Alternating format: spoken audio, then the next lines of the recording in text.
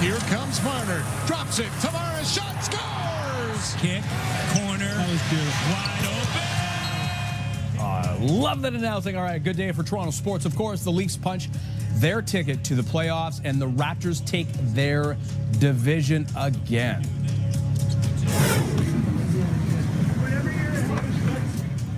Plus, the issue we spotted on the very first day of the legal pot shop rollout and the concern about IDs being scanned. You're watching Global Toronto. This is Global News Morning. Good morning. You know why I love this outfit? You can't see it, but this dress actually has pockets, and you always put your hands in your pockets. So now, even though I'm wearing a dress, otherwise my hands will be flailing. Oh, do you? I don't want to. Are you one of those? I'm a hand talker. Yeah. So that means you're passionate.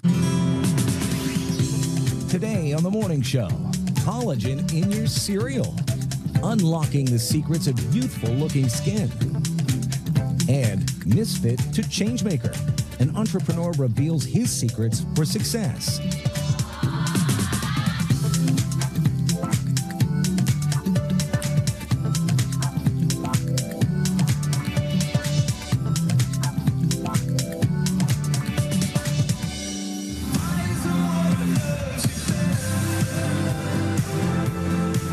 That is Find Someone from the band Arizona, who are on Rolling Stone magazine's list of bands to watch this year. Okay. And welcome to the morning show. It is Thursday, March the 14th. Glad to have you along. Are you okay?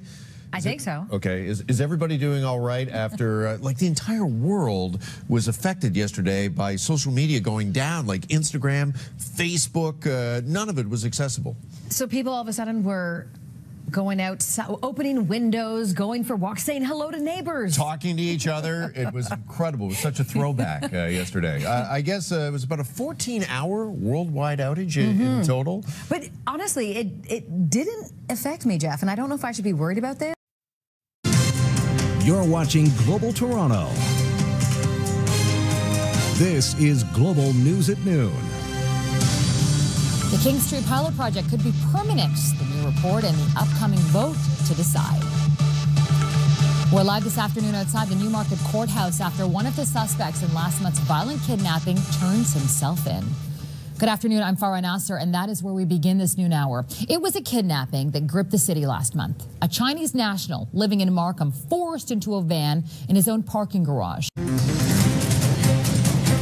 A small plane crash lands near Buttonville Airport. We're tracking the developments on this breaking news. Ethiopia crash aftermath.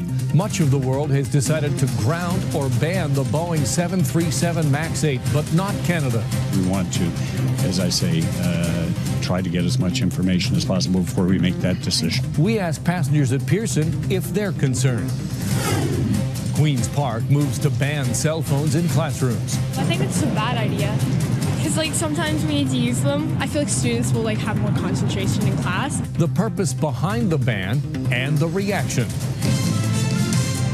You're watching Global Toronto. This is Global News at 5:30. It's a live look tonight near Buttonville Airport in Markham. An investigation is underway tonight after the crash of this small plane that you see here.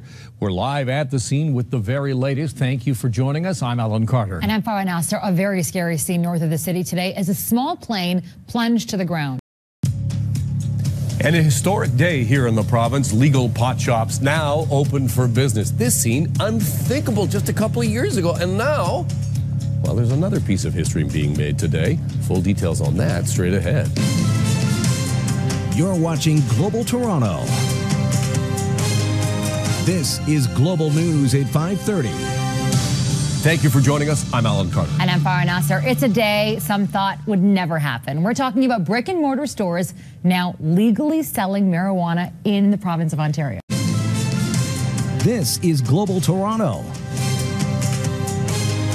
Global News at 6 starts right now. A look tonight near Buttonville Airport, the scene of a small plane crash, the condition of the two occupants, and what we're learning about the crash this hour. I'm a broken woman. I have no words. I can't express the pain. Aftermath of the Ethiopian air disaster, how friends are remembering a family lost on the doomed airliner. And high anxiety. We're live at Pearson Airport for reaction on the growing controversy surrounding the Boeing 737 MAX 8. What some countries are doing and what Canada is not, and how passengers feel about it. Global News at 6 starts right now. Topping our news at 6, Transportation Safety Board officials are in Markham tonight. They're investigating after a small plane went down just outside Buttonville Airport. The 2 people inside escaping with just minor injuries. You're watching Global Toronto. This is Global News at 11. An emotional scene in Ethiopia as families of the plane crash victims make their way to the crash site. Coming up in a few moments, we'll bring you the latest on the investigation and hear from the captain's father. Good evening and thank you for joining us. More action being taken today following the fatal Ethiopian Airlines crash. Canada and the United States have banned the Boeing 737 MAX 8 and 9 from airspace. Tonight, hundreds displaced in Bolton. You're leaving your house and you don't want to leave your house. About 80 homes evacuated after a river overflows into town. Plus, investigators continue to search for answers as to what led the suspect in the New Zealand mosque shootings on his deadly rampage. Well, it's been cool enough for some flurries out there. I'll show you what to expect for the second half of the weekend and if it warms up for the official start of spring. You're watching Global Toronto. This is Global News at 6.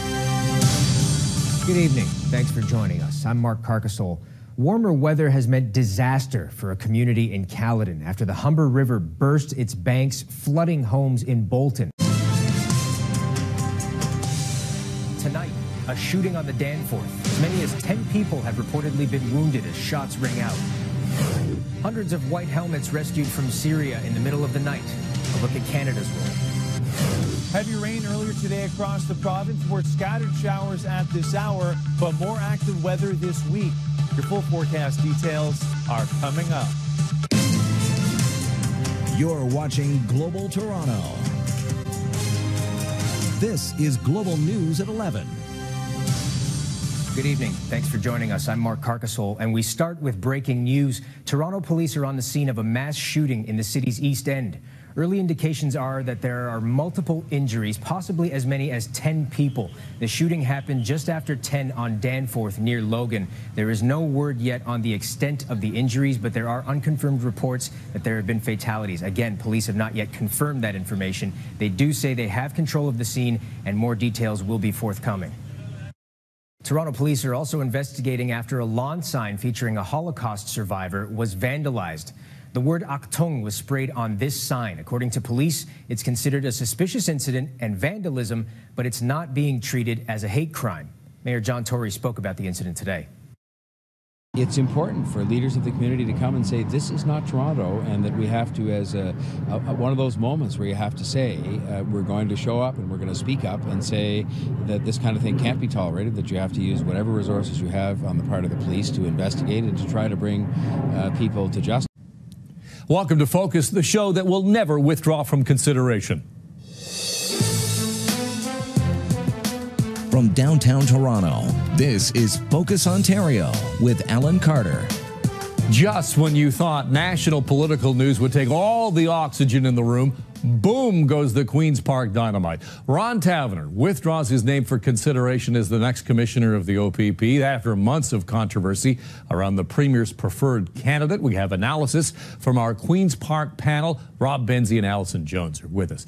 Get ready for 5G. A new high-speed network is on the way, but will Canada let Huawei build it? The security concerns versus the cold, hard cash coming up. Also, happy birthday, Toronto. As the city marks a major milestone, we uncover some facts about Hogtown, T-Dot, the Six, whatever you want to call it. But we begin with a Wednesday night shocker from Queen's Park.